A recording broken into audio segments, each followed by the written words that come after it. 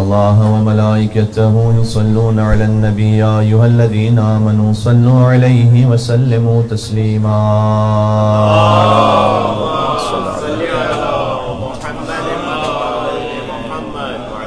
بسم الله الرحمن الرحيم وبه نستعين وهو خير ناصر ومعين والصلاة والسلام على أشرف الأنبياء والمرسلين حبيب إله العالمين رحمة للعالمين المخاطب بطه وياسين أبي القاسم المصطفى محمد اللهم صل على محمد وآل محمد وعلى آله الطيبين الطاهرين المعصومين المظلومين المنتجبين المنتخبين الميامين سيما بقية الله في الأرضين الذين أذهب الله عنهم الرجس وطهرهم تطهيرا اللهم صل على محمد وآل محمد رحمة الله على محبيهم واللعنة الدائمة على أعدائهم أجمعين أما بعد فقد قال الله الحكيم في كتابه المجيد بسم الله الرحمن الرحيم قل لا يستوي الخبيث والطيب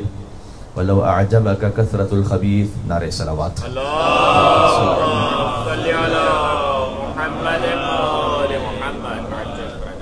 سورہ مائدہ کی 100th آیت پیش نظر ہے. اس میں ایک عجب پیغام ہے جو اللہ سبحانہ وتعالیٰ نے دیا ہے، جو ہم یہ سمجھتے ہیں کہ بہت ریلیونٹ ہے جس زمانے میں ہم زندگی گزار رہے ہیں، جہاں شر زیادہ ہے اور خیر کم ہے. اللہ عز و جل نے یوں فرمایا کہ قل، اے حبیب آپ ان سے کہیے کہ پہلے تو یہ جان لیں کہ لا یستوی الخبیث والطیب، خبیث اور طیب کبھی بھی برابر نہیں ہو سکتے. وَلَوْ أَعْجَبَكَ كَثْرَةُ الْخَبِيثِ، چاہے تم خبیث کی مقدار کتنی ہی زیادہ دیکھ لو، اتنی زیادہ مقدار ہو کہ تمہیں تعجب میں ڈال دیں، فیسینیٹ کرتے، اس کے باوجود بھی جو گناہ ہے وہ گناہ ہے. تو کبھی بھی گناہ اور نیکی یہ برابر نہیں ہوں گے. تو اب اس میں کیا کریں جب ایسے حالات میں ہم رہ رہے ہیں؟ مثلاً بارز معذرت میں ایک مثال دوں، یونی میں ہمارے بہت سارے ماشاءاللہ یوتھ مومن یہاں تشریف بھی لاتے ہیں، یہاں پر بھی بیٹھے ہوئے ہیں، امام بارگاہ سے بھی کنیکٹڈ ہیں. تو وہ کہتے ہیں کہ ہم نہیں گناہ میں پڑھنا چاہتے، لیکن ماحول اس قسم کا ہے کہ ہر ایک کلاس فیلو کا یا بوائے فرینڈ ہے یا گرل فرینڈ ہے، سبھی کا ہے. تو اگر ہم اس قسم کے کسی کام میں نہیں ہیں تو ہمیں بڑے تعجب سے دیکھا جاتا ہے کہ مثلا کوئی کمی ہے، کوئی کیا بات ہے. تو وَلَوْ أَعْجَبَكَ كَثْرَةُ الْخَبِيثِ، تمہیں جو خبیث کی کثرت ہے وہ تعجب میں ڈال دے کہ اچھا اتنا زیادہ گناہ بڑھ چکا ہے کہ اب گناہ نہ کرنے والا اسے لوگ حیرت سے دیکھتے ہیں کہ بھائی یہ کوئی الگ سے دی، اس میں کیا کرے.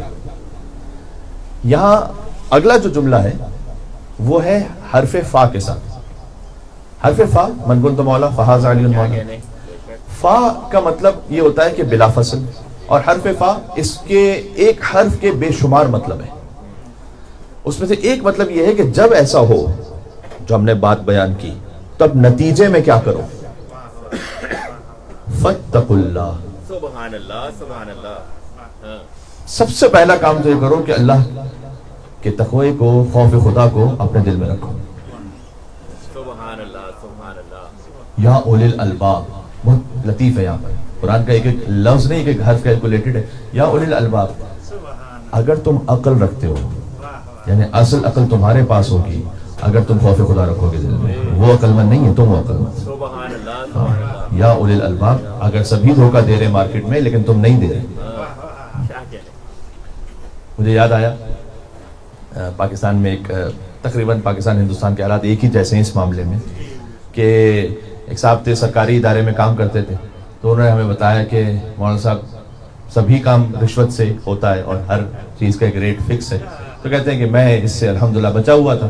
تو ہمارے ایک نئے باس آئے، تو وہ میں نے کہا نا وَلَوْ أَعْجَبَكَ كَثْرَةُ الْخَبِيثِ، سارے جب اس طرح کام کرو تو ایک بڑا وہ منفرد لگتا ہے، ایسا کہ بھائی یہ کوئی انوکھا انسان ہے. تو ہمارے باس آئے تو انہوں نے ہمیں بلا لیا، مجھے بلایا، اور مجھے بلا کر انہوں نے ایک عجیب غریب جملہ کہا کہ دیکھو بھائی ہمیں آپ کے بارے میں پتہ چلا ہے کہ آپ کس مزاج کے ہیں، لیکن دیکھو یاد رکھو کہ میں فقط رمضان کا روزے دار ہوں. یہ ایک بڑا لطیف کنایہ تھا اللہم صلی علی محمد۔ انہوں نے کہا کہ آپ سارے سال کے روزے دار ہیں لیکن میں فقط رمضان کا روزے دار ہوں، یعنی فقط رمضان میں رشوت نہیں لیتا، باقی جیسے کچھ لوگ ہوتے ہیں فقط رمضان میں میوزک نہیں سنتے، باقی وہ کہتے ہیں کوئی حرج نہیں ہے، شب عید بھی کوئی حرج نہیں ہے، بالکل اب شب عید تو چھٹی ملی ہے۔ یا اولی الالباب، اگر گناہ بہت زیادہ ہے فاتقوا اللہ، دیکھو خوف خدا رکھو دل میں، اگر تم عقل رکھتے ہو لعلکم تفلحون، فلاح اسی میں پاؤ گے۔ ایک مل کے سلوات بھیجے گا آپ قرآن کی عظمت پہ، اللہم صلی علی محمد۔ تو ماشاءاللہ بڑے کثیر تعداد میں مومنین ہیں، تقریباً وہاں تک جگہ فل ہو گئی ہے، ایک ایک قدم کی اگر گنجائش ہے تو آپ آگے تشریف لائیے گا۔ اللہم صلی علی محمد علی محمد۔ اس سے بہتر ایک سلوات بھیجیں جتنے آپ تعداد پہ ہیں۔ اللہم صلی علی محمد۔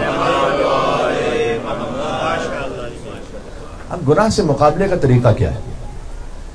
ظاہر سی بات ہے کہ ایک بڑا طولانی موضوع ہے، گفتگو مجھے مختصر رکھنی ہے، لیکن اگر ہم اس کی بالکل فنڈامنٹل پہ جائیں، ایک تو یہ ہوتا ہے کہ اسپیسیفک ہر گناہ پہ الگ الگ بات کی جائے کہ اس سے مقابلے کا طریقہ کیا ہے۔ ڈاکٹر صاحب تشریف فرمائے، مثلا کوئی بھی مریض کسی ڈاکٹر کے پاس جاتا ہے تو پہلے تو وہ یہ دیکھتا ہے نا کہ آخر پرابلم ہے کیا، واٹ، وائی، پھر اس کے بعد بات ہوگی۔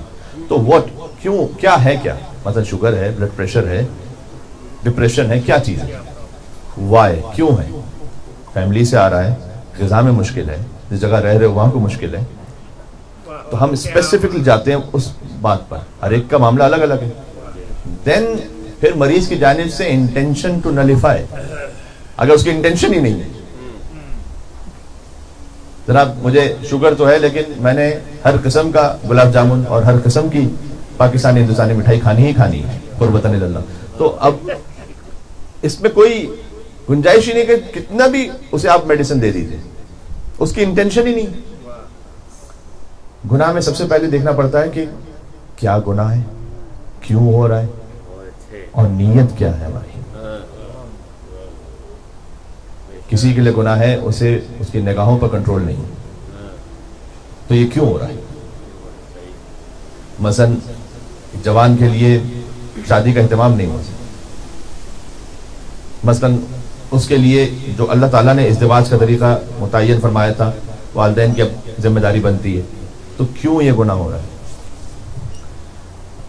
اگر کوئی انسان کانوں کے گناہ میں ہے، کبھی ہو سکتا ہے کہ نفسہ نفسی کی وجہ سے حسد کے گناہ میں آ جائے، اور اس کے بعد اس کی نیت کہ مجھے اس گناہ پہ قابو پانا ہے۔ میں بات کر رہا ہوں کہ اگر انسان کو، جیسے تقریباً سب کو یہ معلوم ہوتا ہے کہ بھائی مجھ میں کیا مشکل ہے، اور تقریباً یہ بھی ہمیں اندازہ ہوتا ہے کہ مشکل کیوں ہو رہی ہے، اب اس کا علاج کیسے کرنا ہے۔ تو میں اگر اس تیسرے مرحلے پہ ڈائریکٹ بات کروں کہ علاج کیسے کرنا ہے، ایک طریقہ اس کا ہے، تقریباً 6-7 احادیث ہیں اس وقت میرے ذہن میں جو ایک ہی موضوع پر ہے، وہ یہ کہ ضاد الغفلۃ بالیقظہ، ضاد الشہوۃ بالعفہ، ضاد الغضب بالحلم، جو مشکل ہو رہی ہے بالکل اس کا اپوزٹ انجام دے۔ اگر غصہ بہت زیادہ آتا ہے گھر میں، تو چاہے مینوفیکچرنگ، مطلب اس میں کہ ہم کوئی دل سے ہم حلم نہیں کا اظہار کر رہے، لیکن کم از کم پریٹینڈ یہ کریں، یہ لفظ زیادہ بہتر ہے کہ مجھے غصہ نہیں آ رہا، اس کی ضد سے اس کا علاج کریں۔ یہ تقریباً 6 سے 7 احادیث ہے اس طرح کی، جو بھی مشکل ہے اس کی ضد سے علاج کرو۔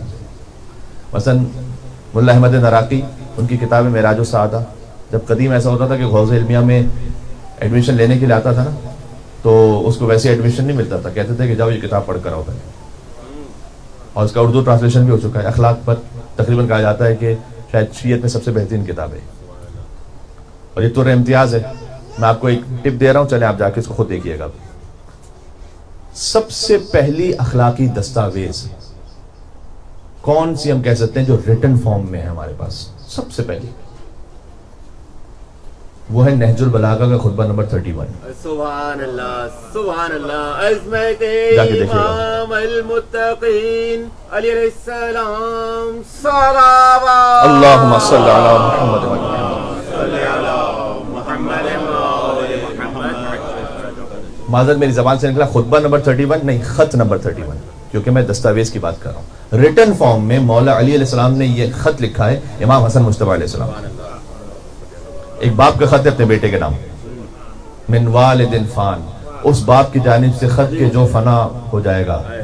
کیا مطلب عجب انداز ہے، جو ابھی موت کے قریب پہنچ رہا ہے. یہ جمل اور صفین کے بعد مولانا نے خط لکھا کہ جی اپنے بیٹے کو نصیحت کی. اچھا اس کا آپ محسوس کریں گے کہ یہاں پر وہ عصمت کے حوالے سے بات نہیں ہو رہی، یہاں پر ایک باپ اپنے عام بیٹے کو، تاکہ ہم سب کے لیے نصیحت رہے، کیا نصیحت کر سکتا ہے، کیا بیسٹ ایڈوائس ہو سکتی ہے. آپ جا کے پڑھیں اگر آپ اپنے بچوں کو کوئی نصیحت کرنا چاہتے ہیں. فرسٹ ریٹن ڈاکومنٹ اخلاق پر، وہ کہا جاتا ہے کہ یہ اس ایک لیٹر کی کم از کم 6 شروحات لکھی گئی ہیں فارسی زبان میں. اچھا سیکنڈ بھی بتا دیتا ہوں. سیکنڈ ہے نہج البلاغہ کا خط نمبر 69. یہ سیکنڈ اخلاقی ڈاکومنٹ ہے جو لکھا ہوا ہے. یہ خط ہے مولا علی کا حارث ہمدانی کے نام. اب میں حاشیے میں جاؤں گا تو پھر بات کہیں سے کہیں نکل جائے گی. تو کہنے کا مقصد ہے کہ ہمارے پاس اس کے بعد پھر علماء نے اخلاقی کتابیں لکھی کہ بھئی اخلاق پر کوئی کتاب بھی ہونی چاہیے. پھر بہت ساری کتابیں لکھی. ان میں سے ایک بڑی جو ویلیوبل کتاب ہے وہ ہے معراج السعادہ، علامہ نراقی کی کتاب. اس کتاب میں وہ لکھتے ہیں کہ اگر کوئی کسی اخلاقی مشکل میں ہے تو اس کا حل یہ ہے کہ اس کی ضد پر عمل کرے. ابھی جو میں نے کہا اس کے بعد انہوں نے مثال لکھی. مثلا کوئی بخل کا شکار ہے تو کہتے ہیں کہ وہ چیریٹی کرے زیادہ سے زیادہ، چاہے اس وقت اسے ریاکاری بھی محسوس ہو رہی ہے. ایسے ریاکاری کے ساتھ چیریٹی کرنا بہتر نہیں ہے، لیکن اس بخل کو کاؤنٹر کرنے کے لیے اس کی ضد پر عمل کرے، چاہے بظاہر اس کو اندر سے ریاکاری بھی فیل ہو رہی تب بھی کرے کام. آہستہ آہستہ ایک موقع آئے گا کہ وہ بخل کی عادت ختم ہو جائے گی اور ریاکاری بھی دور ہو جائے گی، خود بخود اس میں ایک اچھی اخلاقی صفت پیدا ہو جائے گی. تو ضد سے علاج کرنا یہ ایک فارمولا ہے. ایک اور فارمولا کے جو احادیث میں بیان کیا گیا وہ یہ ہے کہ مجالست العلماء، اچھے علماء نصیحت کرنے والوں کی صحبت میں بیٹھنا. آیت اللہ خمینی سے کسی نے پوچھا تھا کہ آپ کی جب جوانی تھی تو قوم میں درس اخلاق کون دیتا تھا؟ انہوں نے کہا تھا کہ اس وقت کوئی درس اخلاق دینے والا نہیں ہوتا تھا، لوگ خود چلنے پھرنے والے ایسے تھے کہ انہیں دیکھ کر اخلاق آ جاتا تھا. سبحان اللہ سبحان اللہ، واہ واہ واہ واہ. اللہ اکبر. اچھے لوگوں کی صحبت میں بیٹھنا یہ گناہ کے اثر کو زائل کرتا ہے، اللہ سبحانہ وتعالیٰ کے راستے پہ لانے کے لیے بڑا مفید ہے. اب خود مثلا شیخ عبد الکریم حائری جیسے لوگ جنہوں نے حوض علمیہ قم کی بنیاد رکھی، ایک چھوٹی چھوٹی باتیں ہیں. میں آپ کو مثال دوں، وہ گزر رہے تھے ایک جگہ سے، قم میں بڑی شدید بارش ہوئی تھی تو کیچڑ وغیرہ بہت زیادہ ہو گیا تھا. تو ایک طالب علم جا رہا تھا، اس کا پیر کیچڑ میں پھنسا اور جب اس نے پیر اٹھایا تو وہ جو چپل تھا وہ اندر ہی رہ گیا اور اس کا حاصل کرنا بھی ممکن نہیں تھا. اور وہ تھوڑا تحیر میں وہ دیوار کے سہارے ایک پیر پہ کھڑا ہو کر اب سوچ رہا تھا کہ کروں کیا، کیونکہ کافی بارش اور کیچڑ. شیخ عبد الکریم حائری کا درس قریب ہی مسجد میں ہوتا تھا. وہ مسجد سے درس لے کر نکلے تو انہوں نے دیکھا کہ ایک طالب علم، یہ خود مرجع تقلید ایک بڑے مقام پہ پہنچ چکے، حوض علمیہ قم کے فاؤنڈر ہیں. تو طالب علم کے انہوں نے محسوس کر لیا کہ اس کے ساتھ کیا مشکل ہے. اس کے پاس آئے، اپنے دونوں چپل نکالے، اس کے سامنے رکھے، کہ یہ پہن کے جاؤ، میرا گھر بہت قریب ہے، تم چلے جاؤ، میں جاتا ہوں اپنے گھر سے. اس نے کہا نہیں حضرت یہ کیسے ممکن ہے؟ کہا میرا گھر قریب ہے، آپ یہ چپل پہن کے چلے جائیں، میں اس حالت میں چلا جاؤں گا، گھر میں پیر دھو لوں گا. اب ایک اتنے بڑے آیت اللہ کا یہ ایک عمل، یہ 100 درس اخلاق سے افضل ہے. بے شک بے شک، کیا کہنے. سبحان اللہ سبحان اللہ. کس عالم کے لیے یا کس شخص کی صحبت میں بیٹھیں؟ حضرت عیسیٰ کو اللہ تعالیٰ نے ایک نصیحت کی ہے، روح اللہ کو اللہ عز و جل نے ایک نصیحت کی کہ کسی بھی عالم مومن، مثلا میں مومن کا وضاحتاً کہہ رہا ہوں، یہ لفظ مومن کا روایت میں نہیں، لیکن کسی بھی اچھے انسان کے لیے آپ صحبت میں بیٹھنا چاہیں، کہتا 3 باتیں دیکھو. پہلا یہ کہ اسے دیکھ کر خدا یاد آئے. واہ واہ واہ واہ. کچھ لوگوں کو دیکھ کے شیطان یاد آتا ہے. ہم کہتے بھی آپس میں شیطان چلا رہا ہے, مجسم چلتا پھرتا شیطان. یہ وہ لوگ ہوتے ہیں کہ جب شیطان پہ کنکر بھی مارے ہوتے ہیں تو شیطان مسکرا کر کہہ رہا ہوتا ہے کہ ساری زندگی تو چلنا میرے ہی کام پر ہے, چلے ٹھیک ہے. تو جسے دیکھ کر خدا یاد آئے. اب آپ دیکھیں کچھ لوگوں کو دیکھ کر, اب ایسے علماء فقہا گزرے ہیں 70 سال, جن کی ہر صبح یا کسی امام کے حرم میں ہوتی تھی یا امام زادے کے حرم میں. سبحان اللہ سبحان اللہ. سلامتی علماء دین علی علیہ السلام. صلوات اللہم صلی علی محمد و آل محمد.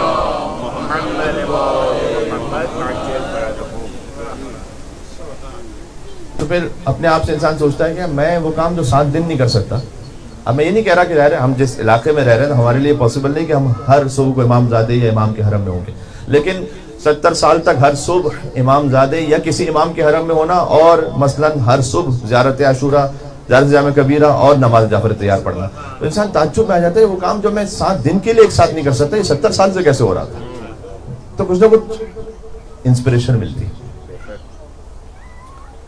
دوسرا, حضرت عیسیٰ علیہ السلام کو اللہ سبحانہ وتعالیٰ نے نصیحت کی, جسے دیکھ کر خدا یاد آئے. دوسرا, جس سے جب تم گفتگو کرو تو تمہارے علم میں کوئی اضافہ ہو, کوئی اچھی بات سیکھو. ضروری نہیں کہ کوئی دین پر گفتگو ہو رہی ہے تبھی جا کے کوئی, کئی مرتبہ ہوتا ہے کہ ایک سادہ گفتگو میں بھی آپ کوئی بڑی اچھی سی بات سیکھ لیتے ہیں کسی بھی اور مومن سے. اب چونکہ میں ایک ہر بات کے لیے ایک مثال دیتے ہوئے آگے بڑھ رہا ہوں تاکہ آپ کے ذہن میں یہ باتیں رہ جائیں. مثلا ایک جگہ میں نے پڑھا تھا, آیت اللہ شیخ کوہستانی تھے, کہتے ہیں ایک جگہ بارش نہیں ہو رہی تھی, بہت زمانہ ہو گیا تھا, تو وہ تشریف فرماتے تو کسی نے ان کے سامنے دعا کی کہ دعا کرو باران رحمت آ جائے. تو ان کے بیٹے نے تھوڑا جھنجھلا کر کہا یا باران رحمت کیا, باران لعنت بھی نہیں آئے گی, ایسے ہی میں. تو کہتے ہیں کہاں گئے ہو؟ انہوں نے کہا تمہیں معلوم ہے تم کیا کہہ رہے ہو؟ خبردار یہ نہیں کہنا جملہ.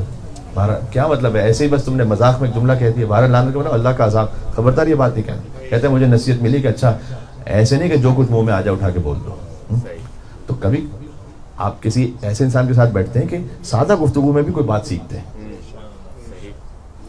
اور تیسرا یہ کہ پہلا کہ جس کو دیکھ کر خدا یاد آئے, دوسرا جس کے صحبت میں بیٹھ کر تھوڑا سا علم بڑھ جائے, پھر فرمایا تیسرا یہ کہ جس کے کام کو دیکھ کر آخرت کی کچھ یاد آئے, کوئی آخرت کی یاد آئے. یہ وہ ہے کہ جو گناہ کا کاؤنٹر ہے. انسان اپنی زندگیوں میں اگر کسی ایسے معاملات میں تو اسے محفل ایسی رکھنی چاہیے, صحبت ایسی رکھنی چاہیے. تو آپ غور کیجئے کبھی کبھار. ایک میں نے شعر پڑھا تھا, فارسی زبان میں تھا کہ من از غم و مہر حسین با شیر از مادر گرفتم, روز اول کام دم دستور تا آخر گرفتم. میں نے جو حسین کا غم ہے نا اور حسین کی محبت ہے وہ ماں کے شیر سے حاصل کی. پہلا ہی دن جو زندگی کا تھا, روز اول کام دم دستور تا آخر گرفتم. تو آخر تک کا زندگی کے آخری دن کا دستور میری ماں نے مجھے دیا تھا. سبحان اللہ سبحان اللہ. اب یہ شعر اتنا اچھا لگا مجھے, میں نے کہا ہے کون, کوئی عالم ہے, کوئی فقیہ ہے؟ پتہ چلا نہیں, وہ ٹریڈیشنل وہ عالم نہیں کہ جس کے سر پہ کوئی امامہ ہو یا بقبہ پہنی ہوئی ہو. یہ ساری شرائط میں ضروری نہیں کہ ان کے لیے بتا رہا ہوں آپ کو. پتہ چلا کہ ان کا نام تھا آغا نہاوندی, لیکن وہ کہتے تھے مرشد چلو کبابی, چلو کباب بیچنے والا. میں نے کہا اتنا اچھا شعر ہے, کیا ہے اس بندے خدا میں, کیا ہے؟ مرشد اس لیے کہتے تھے کہ لوگ ان کے پاس جاتے تھے نصیحت لینے کے لیے. اور پھر میں نے جب اس کو تھوڑا سا اور آگے دیکھا تو پتہ چلا کہ بھائی 2 کاؤنٹر بنے ہوئے تھے ان کی شاپ پر. ایک وہ کہ جو پیمنٹ دے کے لیں گے, ایک وہ کہ جو فری لیں گے. جس کے بعد نہیں ہے وہ فری لائن میں آ جائے, بالکل اوپن. اچھا, لیکن وہاں ساتھ میں لکھا ہوا تھا کہ جو فری کاؤنٹر تھا اس کی لائن کم ہوتی تھی اور جو پیسے لینے ان کی زیادہ ہوتی تھی. لوگ بھی اتنے صفائی قلب رکھتے تھے کہ جو واقعی مستحق ہے وہ آئے اس لائن میں. تو ایک بزرگ عالم ہے, وہ بیان کرتے ہیں کہ میں ان کے پاس گیا, میں نے کہا کہ کام ہے آپ سے. کہا کیا کام؟ کہا نہیں آپ سے کام ہے کچھ بات کرنی ہے. تھوڑی دیر بعد وہ آئے میرے پاس, بیٹھ گئے میرے پاس. تو وہ عالم تھے نا, انہوں نے کہا دیکھو کتابیں میں نے بہت پڑھی ہوئی, تو کتاب کی بات مجھے نہیں بتانا, جو تمہارے دل کی بات ہے وہ بتانا. کہ اتنا صاف دل, اتنا کھلا دل کیسے؟ تو کہا دیکھو پہلی بات کی نیت کرو, جو کام کرو گے فقط خدا کے لیے کرو گے. تو کہا بات سمجھے؟ عالم نے کہا سمجھ گئے. کہا نہیں سمجھے. کہا نہیں میں سمجھ گیا. کہا نہیں سمجھے. پھر مثال دی انہوں نے, کہتے ہیں کہ میں تمہیں مثال دیتا ہوں. آخوند خراسانی, یہ مولا علی کے حرم پہ دفن ہے, شیخ مرتضی انصاری کے استاد. آخوند خراسانی, ان کے پاس ایک سید آیا مستحق فقیر, سیم سادات سے مدد کر دی انہوں نے, مدد کر دی, وہ چلا گیا. تو بعد میں ان کے اطراف میں جو بیٹھنے والے تھے نا, انہوں نے کہا کہ آپ نے جس کی مدد کی نا سیم سادات سے, یہ آپ کا بڑا سخت ترین مخالف ہے, بہت برا کہتا ہے آپ کو, مطلب مخالف ہے, آپ کے کوئی اتنا حمایت میں نہیں. انہوں نے کہا دیکھو اللہ نے اور امام نے میری شرعی ذمہ داری رکھی ہے کہ اگر کوئی سید آئے مستحق ہو اسے میں سیم سادات دے دوں. اب مجھ پر صلوات بھیجے یا مجھ پر لعنت بھیجے یہ نہیں دیکھا کہ میں چیک کروں. امام نے یہ نہیں کہا کہ میں چیک کروں. سبحان اللہ, سبحان اللہ. یہ ہے قربت اللہ, اللہ کے لیے کرو, یہ ہے, کسی اور چیز کا خیال نہیں. امام نے کیا چاہا اس سے. اللہ اکبر. تو پھر اس کے بعد دوسری بات کہی, میں اس پہ بات ختم کر رہا ہوں. کہ دوسری نصیحت یہ ہے کہ کبھی کبھی ہمارا نفس بڑا پھول جاتا ہے, بڑا بھر جاتا ہے, اس کو ذرا اوقات میں لے کر آؤ. کیا سمجھ گئے؟ کہا جی سمجھ گیا. کہ نہیں سمجھے.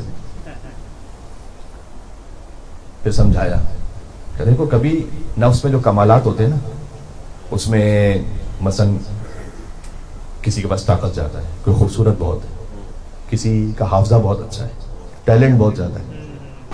آہستہ آہستہ وہ نفس میں اس کا پہلے ایک قسم کی ایروگنس آ سکتی, پھول جاتا ہے, چوڑا ہو جاتا ہے, ہم کہتے ہیں.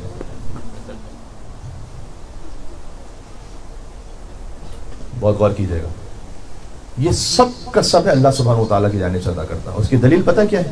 بہت, میں کوئی آپ کے سامنے قرآن حدیث ابھی نہیں پڑھنے لگا, آپ کی فطرت سے دلیل دے رہا ہوں.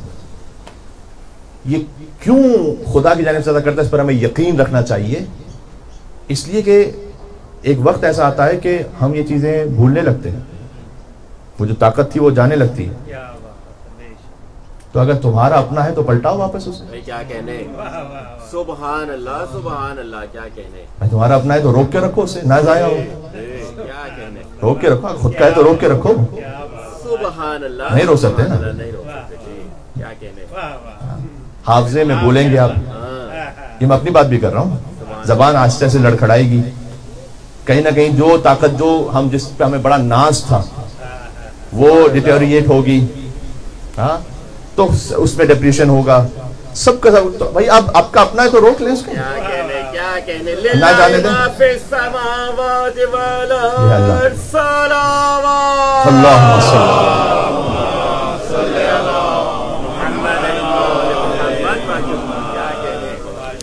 یہ خود اس بات کی دلیل ہے. سورہ واقعہ میں اللہ تعالیٰ نے کہا ہے کہ حلقوم تک جب جان پہنچتی ہے نا, تو اگر تمہاری اپنی جان ہے تو روک کے بتاؤ. بھائی تمہاری اپنی ہے. یہ میں سمجھتا ہوں کہ جتنے ملحدین ہیں ان کے مقابلے کی ایک دلیل یہ بھی ہے, بھائی اگر کوئی خدا نہیں ہے, آپ ہی ہیں سب کچھ, تو جب آپ مر رہے ہیں تو روک کے بتائیں. نہیں روک سکتے نا, نہیں روک سکتے, اس کا مطلب ہے کہ کوئی طاقت ہے ایسی, کوئی ہے طاقت ایسی, آپ نہیں روک سکتے. اللہ تعالیٰ نے کہا ہے کہ اگر تم خود قدرت رکھتے ہو تو ترجعونہا, رجوع کروا دو, پلٹا دو اس کو. یہ جو روح نکلی ہے پلٹاؤ ابھی اس کو. کوئی دنیا کی طاقت پلٹائے نہیں. تو نہیں ہمارا. تو انہوں نے نصیحت کیا کی اس مرشد چلو کبابی نے عالم کو, کہا نفس جو پھول جاتا ہے نا اس کو ذرا اوقات میں لے کر آ جاؤ. کچھ بھی نہیں تمہارا, کچھ بھی نہیں ہے, ختم ہو گیا. تو بس یہاں پہ بات کو میں سمیٹ رہا ہوں. چاہے گناہ بہت زیادہ بڑھ جائے, ہم نے اگر ہم عقل رکھتے ہیں تو ہم نے سمجھنا ہے کہ فاتقوا اللہ, اللہ کا تقوی اختیار کرو, چاہے ہر طرف شر ہے, میں نے خیر پہ رہنا ہے. اس سے مقابلے کا طریقہ یہ کہ اگر کبھی ہمیں کوئی بری اخلاقی صفت آ گئی, اس کے ضد سے مقابلہ کریں, اچھے لوگوں کی صحبت میں بیٹھیں, اچھی باتیں سنیں. آپ جو بات سن رہے ہیں یا جو منظر دیکھ رہے ہیں یہ نہیں ہو سکتا کہ آپ کے نفس میں کوئی اثر نہیں ہوگا. چھوٹی سی بات کرتا ہوں. کبھی کبھار ہوتا ہے آپ کا کیپٹل بہت زیادہ بڑھ گیا, بہت کیپٹل ہے, ہم نے بینک میں پارک کر دیا اس کو. اب فی الحال کے لیے وہ جو پیسہ بڑا ہوا ہے اس کا ہم سے تعلق فی الحال نہیں ہے, ہم نے اس کو پارک کیا ہوا ہے. علم کے معاملے میں ایسا نہیں ہے. جو آپ نے سیکھا یہ نہیں ہو سکتا کہ آپ پارک کر دیں ایک طرف, کہ ابھی فی الحال کوئی لینا دینا نہیں. وہ آپ کے نفس میں اثر کرے گا. یہ کھانے کی طرح ہے. یہ نہیں ہو سکتا کہ آپ نے کھانا کھایا تو آپ نے معدے میں پارک کر دیا کہ ابھی اس کا کوئی لینا دینا نہیں. اگر وہ مفید ہے تو جسم میں اثر کرے گا, آپ کے لیے پروٹامین, کیلشیم, وائٹامنز, پروٹینز وہ دے گا آپ کو. اور اگر مضر ہے تو فوڈ پوائزن ہو جائے گا. آپ کھانے کو پارک نہیں کر سکتے ایک طرف. آپ نے جو دیکھا ہے اور آپ نے جو سنا ہے آپ ایک طرف پارک نہیں کر سکتے. سوچ سمجھ کے دیکھیں, سوچ سمجھ کے سنیں, اس کا اثر ہے. یہ بات ذہن میں رہ جائے گی انشاءاللہ. یہ میں بارہا کہہ چکا ہوں, خاص طور پر ہر گفتگو کے لیے جو یہاں پر بھی ہوتی ہے, یہ میں اپنے آپ کے لیے سب سے پہلے پڑھ رہا ہوتا ہوں. تو یہ باتیں ہم سب کے لیے. اللہ عز و جل اس نصیحت کو ہمیں سننے کی, سوچنے کی, قبول کرنے کی توفیق عطا فرمائے.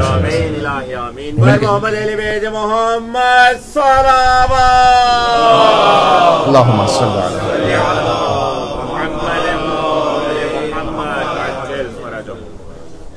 چلیں باب الحوائج مولا کی خدمت میں. باب الحوائج بہت سے ہیں اہل بیت علیہ السلام میں. میں سب سے ننھے باب الحوائج کا ذکر کر رہا ہوں.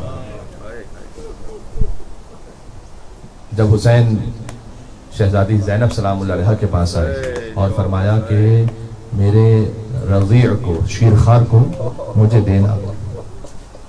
دو روایتیں, ایک روایت ہمارے یہاں کم پڑھی جاتی ہے, وہ بھی میں آپ کے سامنے پڑھ دیتا ہوں. ایک روایت یہ کہ امام ابھی خیمے کے اندر ہی پیار کر رہے تھے علی اصغر کو, کہ تیر چلا اور خیمے کے اندر آیا. گویا علی اصغر ماں کے سامنے ذبح ہوئے, شہزادی زینب سلام اللہ علیہ کے سامنے ذبح ہوئے. عربوں میں روایت پڑھی جاتی ہے اور روایت کئی مقاتل میں کہ خیمے کے اندر تیر آیا. امام حسین ابھی باہر لے کر بھی نہیں گئے, اندر ہی تیر آیا, جنہیں عبداللہ رضیع کہتے ہیں. بعض علماء نے لکھا ہے کہ نہیں, یہ دو شیرخوار بچے تھے. عبداللہ رضیع وہ تھے جنہیں خیمے کے اندر شہید کیا گیا, علی اصغر وہ تھے جنہیں خیمے کے باہر شہید کیا گیا. کیا قلب امام حسین علیہ السلام ہے. سلام علی قلب الصبور الشکور الحسین. حسین کے قلب صابر و شاکر پر سلام. جب علی اصغر کو لے کر پہنچے تو اس وقت امام حسین کی کیفیت یہ ہے کہ گویا ساقی کوثر کا بیٹا جس نے ہمیشہ عطا کیا ہو نا, اس کے لیے مانگنا بڑا مشکل ہوتا ہے, جانتے ہیں. بہرحال حجت تمام کرنی ہے یہاں پر. تو جب حرملا نے تیر جوڑا تو مقتل میں یہ لکھا ہوا ہے کہ اس نے عمر سعد سے پوچھا کہ کس کا نشانہ لوں, کہاں نشانہ ہے. تو عمر سعد نے کہا کہ یہ بچے کی گردن کی سفیدی نہیں نظر آتی. اس سفیدی کا نشانہ لیا کہ تیر علی اصغر کے گلے میں پیوست ہوا اور پھر ابا عبداللہ کے بازو پہ جا کے لگا. اگر فَذُبِحَ الطِّفْلُ مِنَ الْأُذُنِ إِلَى الْأُذُنِ کی اس تعبیر کو مانے کہ بچہ ایک کان سے ذبح ہوتے ہوئے دوسرے کان تک ذبح ہو گیا, تو گویا شہزادہ علی اصغر کا سر تو گر گیا وہیں پر. علی اصغر کا تو سر جدا ہو گیا کیونکہ وہ ذبح ہو گیا. ذبح کرنے کی تعبیر کہ سر تن سے جدا ہو گیا. اللہ اکبر, اللہ اکبر. یہ وہ سخت ترین منزل ہے.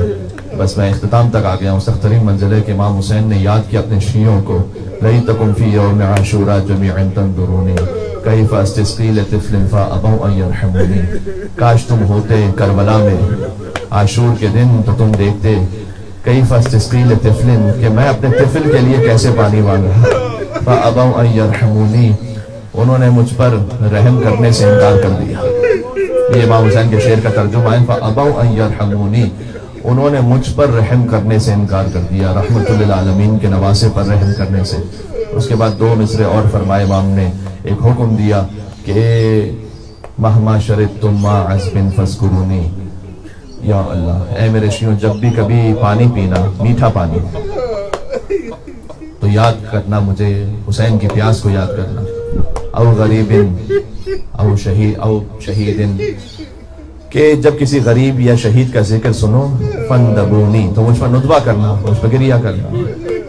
اس لیے کہیں بھی کسی مرحوم کی سال ثواب کی مجلس ہو تو اختتام ہوتا ہے امام حسین کے مسائل پر، کسی بھی امام کی مجلس ہو تو اختتام ہوتا ہے امام حسین کے مسائل پر۔ یہ خود امام حسین کا حکم ہے کہ کسی بھی شہید، کسی بھی غریب پر رونا ہو تو یاد کرنا امام حسین علیہ السلام کو۔ امام رضا علیہ السلام کا بھی حکم ہے ان کنت باقیا لشیء فابکی للحسین، کہ اگر تمہیں کسی بھی شے پر رونا آئے، چاہے آپ کو اپنے گھر کے کسی معاملے پر ہے، کسی بھی مطلب ایک حلال بات پر، کبھی ایسا ہوتا ہے کہ انسان کا دل ٹوٹ جاتا ہے، رونا آ رہا ہے اسے، تو آپ روئیں، امام حسین علیہ السلام کو ضرور یاد کریں۔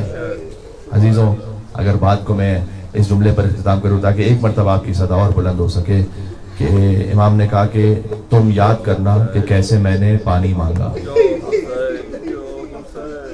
امام حسین کتنے پیاسے تھے کوئی نہیں جانتا، خود علی اصغر کتنے پیاسے تھے کوئی نہیں جانتا۔ ایک روایت اس وقت ذہن میں آ رہی ہے، یہ بھی ہمارے کم پڑھی جاتی ہے، میں پڑھتا ہوں آپ کی خدمت میں، کہ جب بچے بہت سارے آ گئے نا بی بی زینب سلام اللہ علیہا کے پاس العطش کہتے ہوئے، دیکھیں ہر بچہ العطش کہہ سکتا تھا، علی اصغر تو العطش بھی نہیں کہہ سکتے تھے نا، تو بچے بہت سارے آ گئے تو بی بی زینب سلام اللہ علیہا نے یوں فرمایا کہ اولاد عقیل ان کا خیمہ کا آپ نے دیکھا نا بڑی ہے، تھوڑا سا چل کے جانا پڑتا ہے ایک جگہ سے دوسری جگہ جانا چاہیں، ان کے خیمے میں بہت سارے مشکیزیں ہیں، شاید اندر کسی مشکیزے کی تہ میں کچھ قطرے رہ گئے ہوں۔